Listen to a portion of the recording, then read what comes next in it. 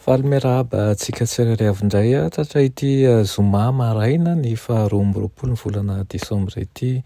Manona ny fahasoavan'ny Tompo amintsika tsirairay avy izay manaraka izao fandaharana izao indray. Tonga eto amin'ny fandraisana ny mofinaintsika amin'ity maraina ity a. Mialohan'izany anefa dia hivavaka isika. Ry Andriamanitra tsara indrindra mbola velom-pisaorana anao izay noho ny soa rehetra azonay avy aminao. Misaotra anao ihany koa izay miahy sy mitantana anay. Misaotra satria matoa izay mbola eto dia noho ny fahasoavanao sy ny famindramponao ary ankasitrahanay sahady satria anao zava-mahagaga amin'ny fiainanay ianao. Dia foazy ny fomam-panahinay mba hatsapan'izany fitiavanao izany ka tsy tahaka ny nandehananay teo aloha intsony no andehananay fa hanova famindra ho tsaratsara kokoa hatrany izay. Koa dia foazo amin'ny alalan'ny tenao raisinay eto izany amin'ny anaran'i Jesosy. Amen. Lohateny mofinainantsika androany dia manao hoe mpamonjy ny tena manokana. Nalaina amin'ny Galatiana 3:7-20 manao hoe fa na iza ianareo no natao batisa ho an'i Kristy dia nitafy an'i Kristy. Amen. Fahiny efa elabe ry Abrahama sy ry Isaka, ry Jakoba sy ry Mosesy teo amin'ny fahalemem-panahiny sy ny fahendreny, ary ry Josoa teo amin'ny fahaizany manao samihafa. Izy rehetra ireo dia samy nantsoina teo amin'ny fanompoana an'Andriamanitra. Dia ny feon-java-maneno Miriam ihany koa anatin'izany, ny herim-po sy ny fitiavam-bavaka izay naseho an'i Debora koa anatin'izany. Tadidinao koa ve ny fitiavan'ny Rota ny rafozany, ny fankatoavany sy ny toetra mahatoky izay naseho an'i Samuela ihany koa, ny toetra mijoro izay ny fikirana nananan'i Elia ihany koa, eo ihany koa ny hery izay miasa mangina manalefaka sy mambaba avy tamin'i Elisa. Dia ireo rehetra ireo dia samy nilaina avokoa.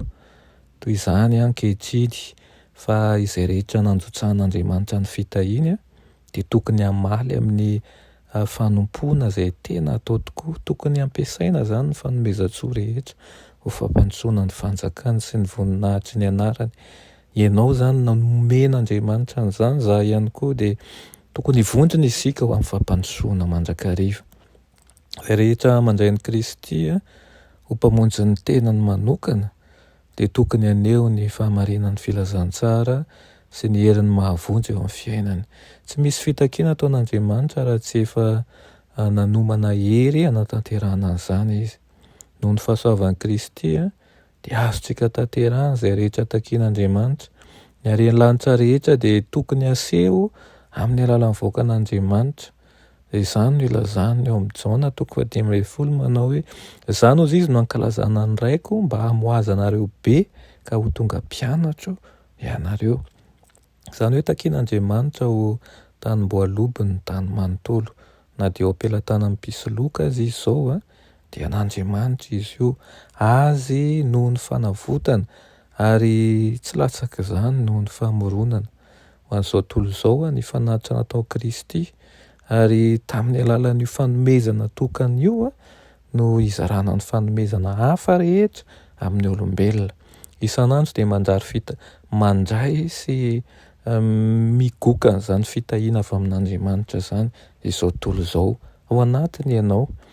Ary mba inona moa izany no havaly an'ilay mpanome lehibe? Manao ahoana ny fandraisan'ny olona ny fitakian'Andriamanitra ary ho aniza no hanokanan'ny akamaroan'ny olombelona ny fiainany?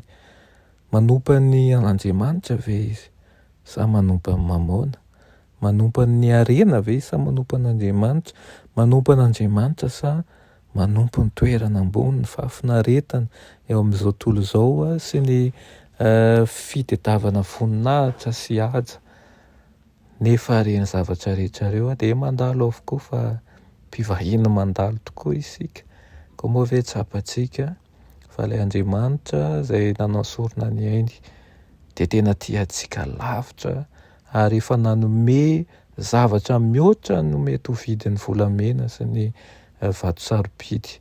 Fa dia ny rano sarobidy no natolona antsika ary mbola nomeny fanomezam-pahasoavana tsirairay isika mba entina miara-miasa aminy.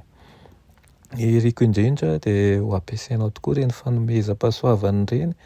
Isika tokoa dia mpivahiny eto amin'ity tany ity fa engane alohan'ny kibeny masontsika dia anao tahaka ny Paoly hoe efa niady tsara ao izy ankehitriny dia omenao izy ny satroboninahitra ny fiainana izay fatolotsy ny tompo ahy. Dia tahaka an'izany koa no fiaikana ho ataontsika sy ho ataonao ary mba hijoro amin'ny fahamarinana mandrakariva ninninona mety afirojohatry ny ranomasina sy ny fampianaran-diso isan-karazany.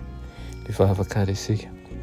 Ny Andriamanitra tsara indran-danitra mbola misaotra anao ny amin'izany teninao izany amin'ity maraina ity.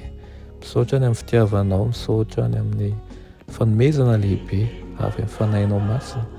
Dia foazo mandrakariva izahay tsy ho variana fa mandalo dia miserana izao andro iainanay izao ka tsy fantatray akory na ity no teninao farany ho henonay, tsy fantatray akory ny amin'ny ho avy ka ampio izahay ahatsapa fa lehibe tokoa ny fahasoavanao sy ny famindramponao. Anaran'i Jesosy, amen.